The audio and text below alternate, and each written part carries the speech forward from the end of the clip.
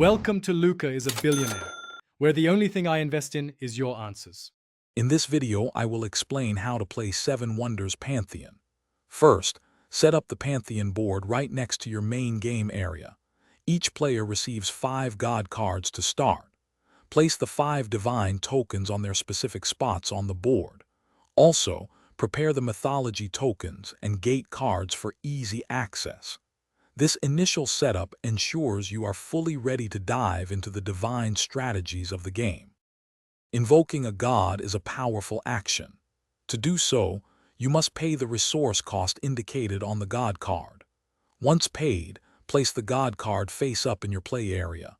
You immediately gain its benefit or activate its ongoing effect. Remember, invoking a god counts as one of your 3 actions during an age, so choose wisely to maximize your strategy. Mythology tokens are crucial for efficient play.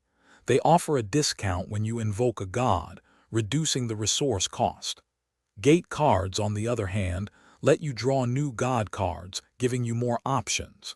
Each gate card presents a choice of 2 new gods, allowing you to tailor your divine strategy. Use these elements to gain an advantage. Divine tokens are key to endgame scoring in Pantheon. Each token provides bonus points based on specific types of gods you have invoked throughout the game.